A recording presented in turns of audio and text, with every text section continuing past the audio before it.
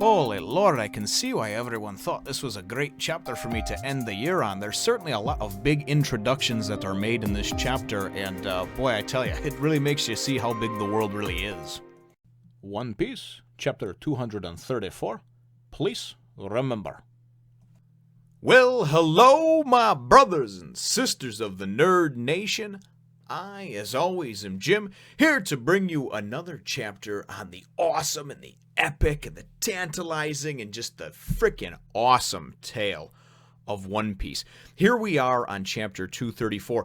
What really has been messaged to me, and I've seen in the comments, is one of the just the really kind of landmark chapters in the actual series thus far. And I'm assuming that it is because of all of the major kind of introductions that we get, all of the new characters that pop up, and how the world itself just kind of expands, you know. So the last chapter, of course, left us off with you going to the sacred island Marijoa and seeing, of course, the five leaders of the world government, the five great powers, or not five great powers, excuse me, hearing about the three great powers, which we know so far, because I believe it was Yusaku or Johnny had mentioned that the Shichibukai are one of those three great powers. So I meant the five elders, the world government officials. And then we see at the end of the chapter, we are introduced to Don Quixote Doflamingo, as well as Bartholomew Kuma, which are both, obviously the two of the seven warlords of the sea. Excuse me, I wind up dropping my book over here because I actually had it saved to a page. So that is how the chapter left off, and that's where this one picks up. It actually picks up, on Marijoa, in naval headquarters, we presume, or government headquarters, wherever this is, this building that this meeting was called for. And you see a couple of the Navymen, the Marines, that are just kind of like fighting and sort of slapping at each other. And one of them's like, "Hey, stop!" And then one's like, "I can't control myself," And then we're introduced to she's an older person. She's actually the advisor, the vice. Let's see here. Let me make sure that I got it correctly. It's Tsuru. Her name is Great Advisor Tsuru. I'm assuming that the T is silent. Vice Admiral, Navy Headquarters. So yeah, Great Advisor Tsuru. So, and she's the Vice Admiral. And I think it's a she. I'm not quite sure. Maybe it's a he, and it's just sort of an old droopy looking guy. Anyway, this person, is like, "Hey, Doflamingo, is this your doing?"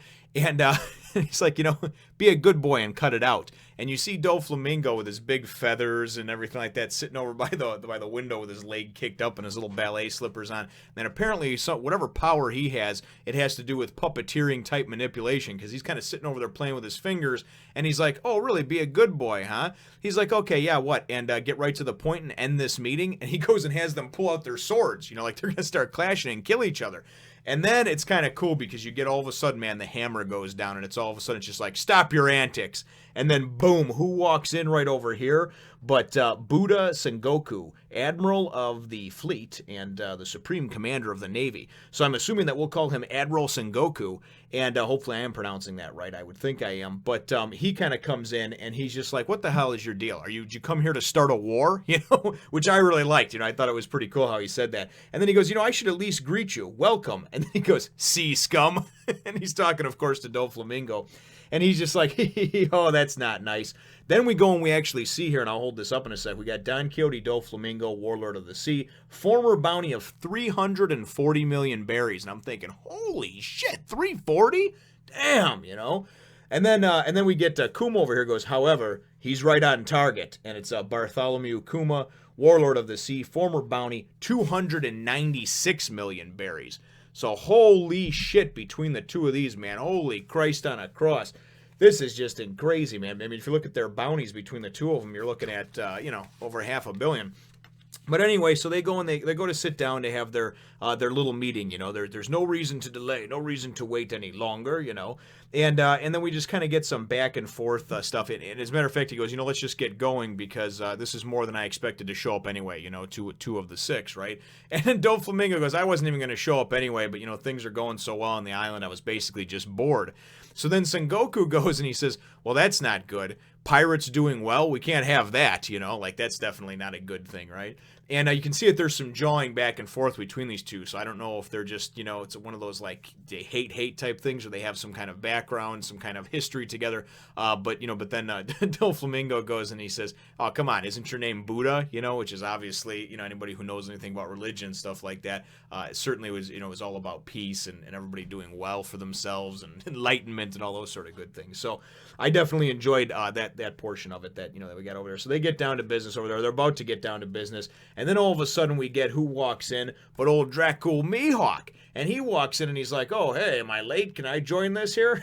And they're like, and he's like, the two great powers of the 7 warlords of the sea and the high command of the navy, but isn't a round table meaningless? So I'm assuming that the high command of the navy then is one of the other great powers that they're talking about. And then, of course, the warlords being the Shichibukai being the other one. So hopefully I'm soaking all this in and I'm not really missing anything. But, you know, I'm sure that I probably will as well, you know. So anyway, and then Doflamingo's like, well, this is a surprise, right? So he's just like, "Listen, I'm just here as an interested bystander. I'm a little curious about the pirates you'll be discussing. That's all."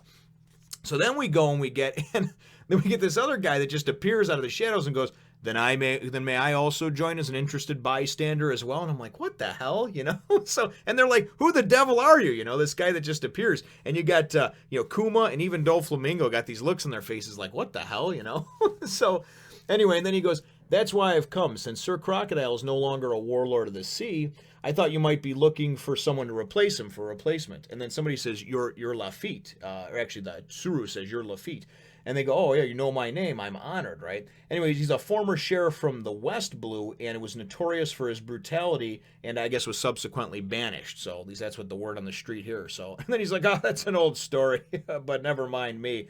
I've come to recommend someone to be your new warlord of the sea." And that's kind of how that half of the chapter ends. And I just, like I said, thought it was very good and really thought that I could use some reference over here because I wanted to make sure that I got especially the bounties right and everything too.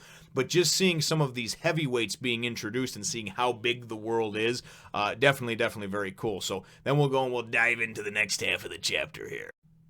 So the next portion starts out and it just says the Grand Line. We don't know where, just somewhere on the Grand Line. And it's an exchange between one of red-haired Shanks' crew, who we are introduced to very quickly, and we find out his name is Rockstar. He's classified as one of the red-haired Shanks pirates, as a newbie, it says, and his bounty is 94 million berries.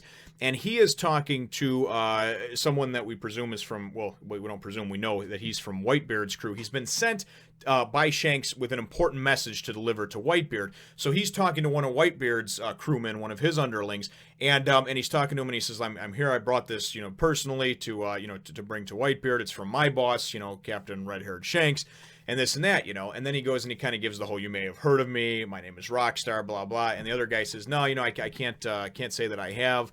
And he's not formally introduced, this other character. But anyway, then you go and you see a thing where the letter gets torn up. And he's like, "Hey, what the hell? What are you doing with that?" You know, he's like, "That's from my, you know who that is? That's from my boss, Red-Haired Shanks," you know. So then you go and you flip the page, man. And you just see this stuff. It's great. He's just like, I don't care. I'm Whitebeard. I'll do what the hell I want, right? And he goes, "Now go. I don't have time to chat with snot-nosed brats." And then he's introduced formally. We've only heard of Whitebeard before. This is the first time we've seen him on page.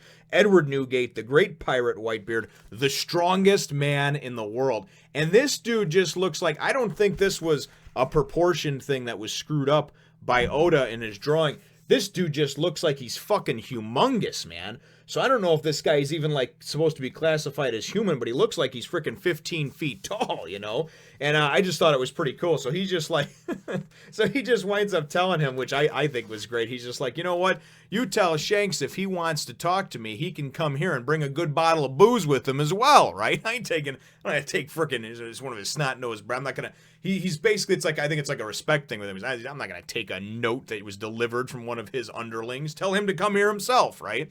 So then we go and later on we presume that he actually called on a snail phone, this Rockstar, back to you know, Shanks, and he tells him what happened, and Shanks is like, "Oh, geez, the old geezer will never change, you know. Head back here." And he's just like, No, boss, give me another chance, you know. And he's like, "Listen, whatever you're thinking, don't even bother with it. You did your job, now come back." And he's like, "Yeah, but he humiliated and embarrassed me so much. There's no way that I can come. How can I come back and face you?" And he's like, "Just come back while you still have a face." Shanks reminds me of that kind of like level-headed thinking guy. Like, "Listen, dude, he'll destroy you, son, just because he doesn't like the way you look or talk to him. So He wants me there. That's what I'm going to do, you know. So anyway, but he winds up hanging up, you know, on the phone with him, tells Rockstar to come back. Then he tells everybody, hey, saddle up, man. We're going, right? And they're like, what? Whitebeard's base? You know, but won't the Navy come after us? He's like, probably, but, you know, too bad. We'll just go, right? And I thought that was kind of cool because you just got Shanks looking all cool and stoic, you know. And he's just like, but we're going anyway. We'll deal with them when the time comes, which I loved. You know, and then everybody's like, yeah, man, you hear that? We're going to fight. All right, make sure we got some excellent booze, you know? So I just thought that whole situation was pretty good. So then the last few pages of the chapter, to me, were really kind of cool. And even though I had a feeling and I kind of knew from the comments and everything else that I had run into Blackbeard before, really, it's been the comments that have hyped him up to be such a big character. But what it does is it winds up going briefly back for a page to Marijoa and that Lafitte, he was explaining, you know, who... What it is he just got done explaining presumably who he wants to be the new warlord, right? The new Shichibukai. And then they're like, "What? Teach? We've never heard of him." And he's like, "Don't worry about that." He goes, "You know what? We'll rectify that. Just give us a little more time." And then you get Doflamingo and he's like, "Hey, Sengoku, yeah, why don't you do it? You know, go." Because they were saying like, "Listen, you can't have an unknown guy wind up, you know, being one of the Shichibukai, one of the 7 warlords. The other pirates wouldn't, you know, they wouldn't like it, right?" And so he goes and he says, well, just give us a little more time, you know. You're going to remember the Blackbeard pirates, you know, and not in a way that you'll like. So they're going to do some crazy shit over here, obviously, to kind of get on the map and to become known. Because really that's what I get from the whole bounty system is it's not so much about how dangerous you are. It's about how many things you've done that are well known to the public eye, right? There's probably many serial killers that are all around that nobody knows about because they're not known, that it's not connected to that person. But the person who goes and does something wrong and kills a few people and winds up getting caught for it, that person, or being known for it, being chased for it, they, you know, there's all kinds of different things after them as far as we call it bounties, rewards, things like that. So I think that's really what it is how well known they are for the things that they've done to the world. My take on it anyway. I'm going to do a whole separate video on bounties though. But, so let's get through this one over here. So then it's kind of cool because he goes and he's like, all right, you know, and he's got his little thing over there, you know, and he says, all right, you know, blah, blah, blah, you remember the Blackbeard pirates and all this other stuff, right? Then it goes back to Jaya, and it's like there's people talking, they're like, Bellamy got beat, and blah, blah, blah, from that kid, he's worth 100 million berries, did you see, blah, blah, blah, you know? And then it's cool because we go and we get over here, now remember that what's his name? Sarkis, the big knife. He kind of pushed off Blackbeard before in chapter 224 after, you know, when he had come outside and everything like that and treated him like a piece of shit. So he tries to go and push by him again, right? And goes, "All right, fatso, don't be hogging the road, you know. I'm gonna clobber you." Blackbeard just grabs him by the back of his head and just smashes him into the ground and just goes, "Shut up!" I just love that shit. He's like, "I don't deal with small fry. I'm looking for a head worth 100 million. And I love that. He's like, I've got a reputation to make. And then this was the cool shocker for me because I had no idea, right? They go and all these characters that they showed. Here's the sniper guy. It introduces us to Blackbeard's crew.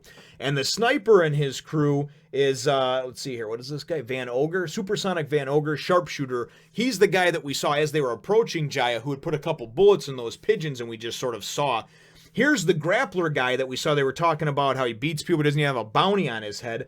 This guy's name is Champ Jesus Burgess, or Jesus Burgess, helmsman of the Blackbeard Pirates. And these guys are all, finally we're going after, so you assume they're going after Luffy's ass, right? Then, of course, you've got Blackbeard, Marshal D. Teach, the captain. And then the crazy old dude that reminded me of the evil queen from Snow White giving out bad apples. He's giving out the explosive ones, and his damn retarded horse, the Grim Reaper. What is it? Doc Q, Doctor of the Blackbeard Pirates. So we see these 4 bad mother people, all done up over here, all together, and it's kind of cool because it's one of those, for me, it was one of those oh shit moments, you know, because of the fact that although the surprise of Blackbeard, I guess, was kind of ruined for me.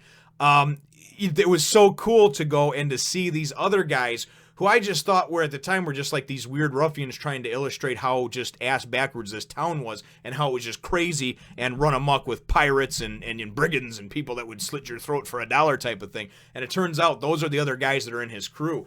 So he's going after Luffy's head, at least that's what we can assume, because he's looking for 100 million berry bounty or more that he can take out to make a name for himself. So definitely an explosive, awesome, fun-filled chapter that introduced, you know, probably like a dozen really cool characters. And my chapter question is, out of all the new characters that were introduced formally in this chapter, of course, Whitebeard and Blackbeard, his entire crew, Admiral Sengoku, and then you can even throw in Doflamingo and Kuma because they were actually formally introduced to their bounties.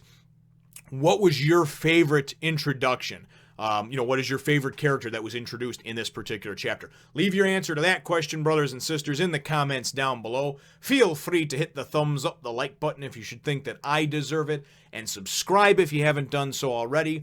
I wish you all a safe, happy, wonderful New Year's. If you're out drinking, again, please do not drive, or make sure that you are driving with someone, you have someone driving who is sober, and we will catch you guys certainly in the next one. It will be 2014. What a great way to end out the year and this journey. It's been 5.5 or so months that I've been on it, and what a magical, fun, adventurous time. It's helped bring my family closer together. It's ignited just a kind of a new passion in me for just, I always loved different stories and adventures and just tales that were so cleverly woven together. And I can't say enough positive things. So thank you all very much for following me. We appreciate the comments, the likes, the support, and we definitely will look forward to catching you, and we'll have bigger and better things coming in 2014. So take it easy, nation. This lovely painting was made by Vanessa Matte as a Christmas present for myself and my family, and what an end to a wonderful year. Thank you, brothers and sisters.